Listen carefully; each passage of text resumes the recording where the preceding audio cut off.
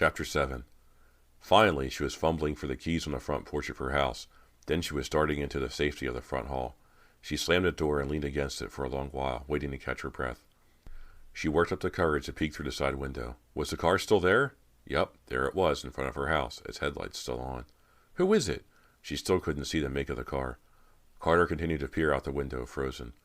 What did they want? Why was that car following me? A moment later, the car peeled out with a squeal of tires. Carter hurried up to her room, her entire body trembling. Her parents were in bed. Carter usually turned off the hall light outside her bedroom, but she decided to leave it on. It made her feel a little safer. Who was in that car? It had to be Adam, she thought. The bus had taken such an indirect route to North Hills. Adam could have easily beaten her home. Then she remembered what had happened the first time she came home from a date with Adam. Sheila had been waiting for her. Could it have been Sheila in the car? Carter undressed and got into bed, still trembling. If only she could have seen what kind of car it was. It could have been a Mustang, she thought. It could have been Adam's Mustang. I just don't know. The next day, she went to the club at 11 to meet Dan. She went into the locker room and changed. When she came out, she found Dan waiting for her at the snack bar. He was sitting at one of the white wicker tables, which was covered with magazines and catalogs of sports equipment. To her surprise, he hadn't changed into his tennis clothes. He was still wearing jeans and a blue Oxford shirt. She walked over to kiss him, expecting him to smile at her as usual. He didn't smile, and he didn't kiss her back. She sat across the table from him. Why aren't you dressed? He ignored her question. What's going on, Carter? He asked quietly. Are you dumping me? Carter was shocked. Where did this come from? Dumping you? Of course not. Why are you asking me that? He didn't answer her directly. Instead, he asked her, What did you do last night? Her stomach knotted up. What did he know? I went out with my parents, she lied, just like I told you. I heard you went to the movies with Adam Messner. She tried her best to act outraged. That's ridiculous. Who told you that? Ryan Dalton said he saw you there, at some horror movie. He was sitting 3 rows behind you. He made a mistake. I didn't go to movies last night. I went out to dinner with my parents. I swear I did. Dan just looked at her. He must have seen another girl who looked like me, said Carter. Ryan doesn't even know me. And besides, Dan, why would I go out with Adam Messner? She went to him and put her arms around him to reassure him. He stiffened when she touched him and made no move to hug her back. I can't believe this is happening, she thought. Why did Ryan Dalton have to be at the movies last night? She held him tighter, willing him to believe her. At last, Dan's expression did relax a little. He wants to believe me, she thought. All I have to do is distract him. I've got to change the subject. She reached across the table and picked up a thick boating catalog. She started flipping through the glossy pages. Hey, Dan, she said, trying to sound cheerful. If you could have any one of these sailboats, which would you pick? She passed the catalog to him and smiled. He smiled back at her, a weak smile. It's working, she thought. I've convinced him that everything's okay. This game makes him feel as if everything is back to normal. He picked a graceful wooden sloop. Maybe we'll go on a cruise together someday, Carter said. We'll get a boat like this and sail from island to island, just the 2 of us. Dan said, Someday. Maybe. Come on, let's play tennis, said Carter. Go get dressed. I'll meet you on the courts. Dan went into the men's locker room to change. Carter picked up her tennis racket and walked down to the courts to practice her serve while she waited for him. When Dan arrived, they played an easy match. By the end, Carter felt fairly sure that things were okay between them now. When they parted at the locker rooms, he gave her a kiss and a smile. Have fun with your grandparents tonight, she called. He rolled his eyes and waved goodbye. The women's locker room was empty. Carter opened her locker and pulled out her tennis bag. She heard the locker room door open and rapid footsteps moved toward her. She looked up. It was Jill. Hi, said Carter, smiling. Hi, said Jill. She didn't smile back. I'm glad you're here. I was hoping to talk to you before we get together tonight. Carter suppressed a sigh. The date tonight. She wasn't looking forward to it, especially after her scare last night and Dan's accusation that morning. Also, she hated to drag Jill into the whole thing. But what could she do? The more she knew of Adam, the more ruthless he seemed to her. She knew he would tell her father that she cheated on a math test if she didn't cooperate with him. She had to keep Adam from telling. She'd do almost anything. Come on, Carter, Jill said. Tell me the real reason why we're going on this double date tonight. About that date, Carter said in a low voice. Listen, Jill, promise me you won't tell anyone about it, especially Dan. It's no big deal, and I don't want him to get the wrong idea. The wrong idea? You're going out with another guy. How could he misunderstand that? Jill, I can't explain it to you now, but there is a reason we're going on this date tonight, and it's not because I'm crazy about Adam or anything like that. Please, just don't ask any more questions. We'll go out and that will be that, okay? Jill frowned, confused, but she didn't argue. She grabbed a towel and padded into the shower. Carter sighed. Things were getting more and more complicated. Maybe after tonight, she thought hopefully, it will all simmer down. She reached into her tennis bag for her hairbrush, and froze. Her hand had grabbed something strange, something warm and sticky. She pulled her hand out of the bag. She screamed. Her hand was covered with blood. Chapter 8. Oh! Carter uttered a shrill cry as she stared at her bloody hand, horrified. What happened? After a moment, she made herself peer into the tennis bag. She couldn't see anything. She moved her hand back into the bag. There was an awful warm stickiness. She shuddered, and pulled out a large, slimy, bloody thing. A heart! A human heart? No. It wasn't the right size to have come from a person. Too big. She dropped it and gagged as it made a loud splat on the floor. She closed her eyes. It's an animal's heart, Carter thought, her stomach tightening with disgust. It must have come from a cow or some other large animal. Glancing down reluctantly, she spied a sticky piece of paper stuck to the heart with a pin. She bent down quickly and pulled the paper off with a sharp tug. On the paper, scrawled in blood, was a message. Careful, or you'll break Daddy's heart. With a jolt, she let the paper drop to the floor. Adam! How could he do such a horrible thing? Carter's entire body shuddered in disgust. Jill came running out of the shower, her hair full of suds, wrapping a towel around her. What's wrong? I thought I heard a scream. She took one look at Carter's bloody hand and gasped. She ran to Carter to help her. Carter quickly kicked the heart under a bench to hide it from Jill. Carter, what happened? Carter was still shaking and she couldn't hide it. It's nothing, really, she said, trying to steady her voice. I mean, it looks much worse than it is. I cut my hand, on my razor. I was reaching into my bag to get it, and the cover must have fallen off. I slit one of my fingers. Oh my gosh, said Jill. Let me see it. Carter stepped away from her quickly. No, it'll be okay. She went to a sink and started washing her hands. I'll just run some water over it and put a Band-Aid on it and it'll be fine. But there's so much blood. Really, it's not as bad as it looks. You better get back in the shower. Rinse the soap out of your hair. Jill stood in the soapy puddle, staring at her friend with her mouth open. Come on, Jill. It's just a tiny cut. Well, are you sure you're all right? I'm fine, I swear. Jill hurried back to the shower.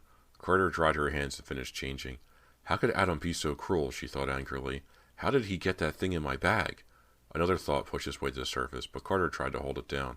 It wouldn't stay down, though. The thought returned, taunting her. How can you see him tonight after all this happened? After all he's done to you? The gun and following you in his car and now this gross joke? How can you go out on a date with him and fix up your best friend with that horrible Ray and pretend that you like them? She knew why she was doing it, but she didn't want to think about it. On her way out of the club, she threw her tennis bag, with the heart in it, into the trash bin. Jill drove over to Carter's house that evening. They took Carter's car to meet the guys. They wanted to go together. They drove into the old village to a club called Benny's. Adam had told Carter how to get there. Carter saw Adam's black Mustang parked on the street in front of Benny's, so she knew he and Ray were already inside. She spotted a red neon sign over the basement window. Benny's. There was a flyer in the window, advertising the band playing that night. It was called the Grimes. Carter and Jill could hear the crash of drums floating up out of the dive. The girls glanced at each other nervously. Then they started down the stairs to the basement club. Benny's was run down with a cement floor, peeling plaster walls and dim lighting. In the front stood a cluster of chairs and wooden tables covered with scratches and graffiti. In the middle of the long room stood a pool table, and against the wall a bar. In the back was an open space where the band played. The bar was decorated with green streamers and leprechauns for St. Patrick's Day. Carter scanned the room for Adam. The place seemed to be full of long-haired guys in jeans and t-shirts. Carter saw only 3 other girls. I see them, said Jill. She pointed to a round table. Adam and Ray were sitting there, staring at Carter and Jill. They seemed to be waiting to see how long it would take the girls to find them. Carter plastered a stiff smile on her face and sat down at the table. Hi, Adam, she said. You know my friend Jill. Jill, do you know Ray Owens? Hi, Ray, Jill said politely. Jill, hey, looking good, said Ray. He was wearing a black t-shirt with a hole under one arm and a dirty pair of black jeans. There were 3 silver studs in his left ear, one in the shape of a skull, and Carter could see 2 of his 5 tattoos on a forearm, a blue mermaid and a red heart with Harley written inside it. By the greasiness of his hair, Carter guessed he hadn't washed it in a week. Jill gave Carter a wide, nervous smile. Carter knew what she was trying to say. The smile meant, "What have you gotten me into?"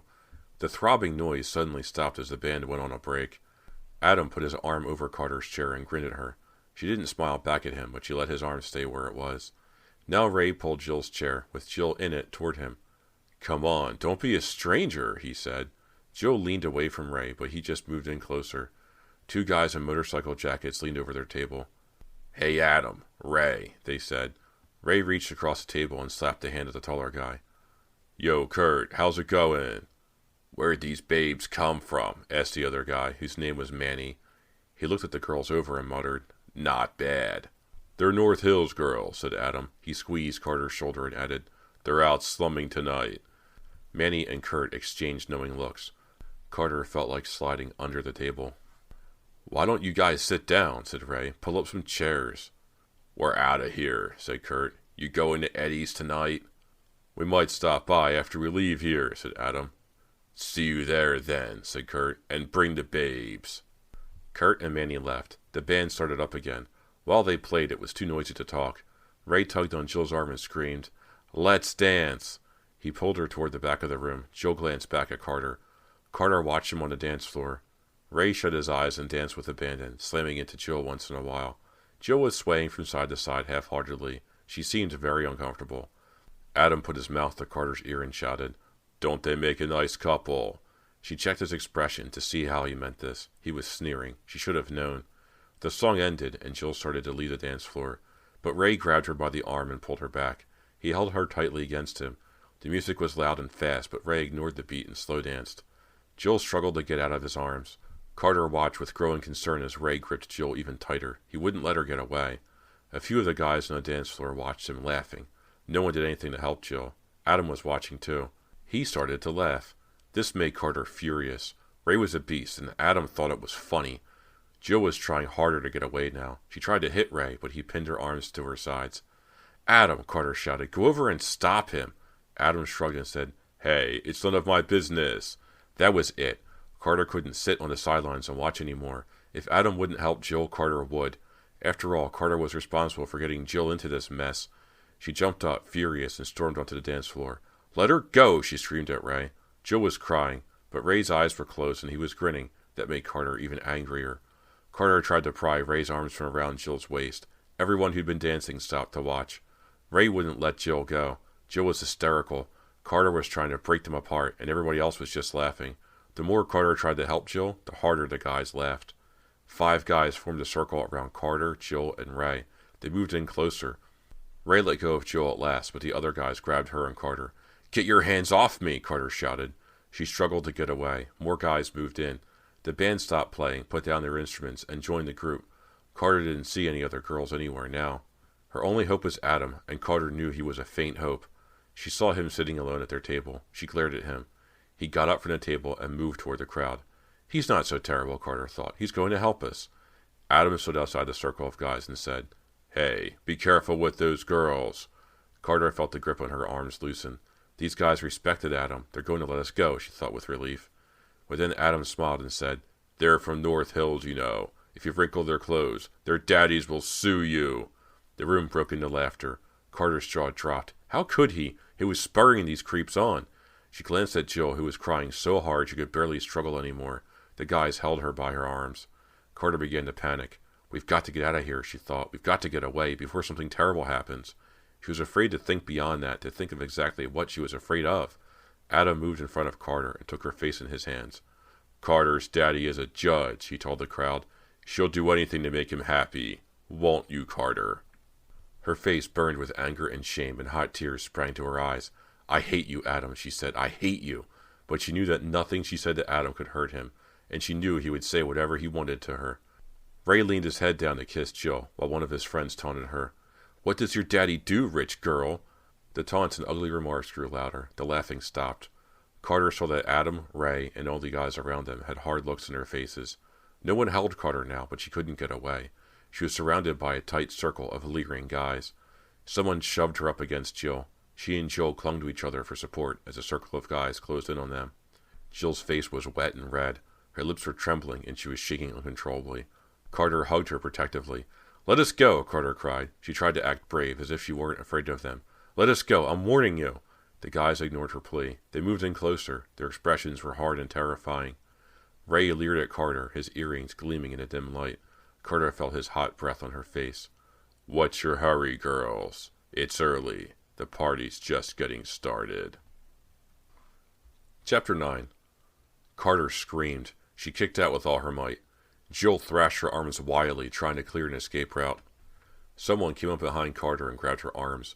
She leaned against him and kicked Ray in the chest. He fell backward against two other guys, knocking them down. One guy's head hit the table with a crack. The other guy climbed to his feet and angrily shoved Ray. Carter and Jill struggled to get away, but they were trapped in the middle of the angry shoving match. Carter cried out as Adam punched somebody in the jaw. Someone else kicked the table over. Soon everybody in the place was caught up in fighting. Carter grabbed Jill and pulled her out of the middle of the brawl. "Come on, run!" Carter cried. She pulled Jill by the hand, and they ran blindly out of Benny's, out onto the street. Carter didn't stop until she reached her car. Panting loudly, they threw themselves into the car, slammed the doors, and locked them. Shaking, Carter fumbled the key into the ignition. Then she threw the car into drive and roared off, the tires squealing. Leaning over the wheel, Carter didn't stop until she came to a red light at the edge of the old village. She glanced frantically into her rearview mirror. No one was following them. They were safe. Jill was slumped back in the seat beside her, crying and shaking. Carter said nothing. First, she wanted to get home safely. She sped up into North Hills. A few minutes later, she pulled into her driveway and helped Jill into the house. Her parents were in bed. Carter took Jill into the kitchen. She sat her in a chair and put her arms around her shoulders. "Shh," said Carter, trying to soothe her friend. "Jill, I'm so sorry. I'm so sorry." Jill cried for a few minutes longer. Then she stopped to wipe her eyes. Carter brought her some tissues and a glass of water. Jill drank the water and grew calmer, though her eyes were still red-rimmed. "Carter," she said, "what were we doing with those guys?" Carter stared at the floor. She couldn't meet Jill's eye. "Carter," Jill insisted. "I'm really, really sorry, Jill," she said. "I never thought it would turn out so badly. I had no idea." Her voice trailed off. What could she say? She was ashamed. She had put her friend in danger. I should have known it would be dangerous, she thought. Adam has a gun. He's blackmailing me. He doesn't care what happens to me, and he's capable of anything. I know that now. But how could she tell Jill the truth? That Adam had threatened to reveal Carter as a cheater if she didn't do what he wanted. Jill would never forgive her for using her this way, and why would she? Carter knew she would be furious if Jill had done the same thing to her. "Carter, I still don't understand," Jill said. "I know there's some reason you wanted me to go out with Ray.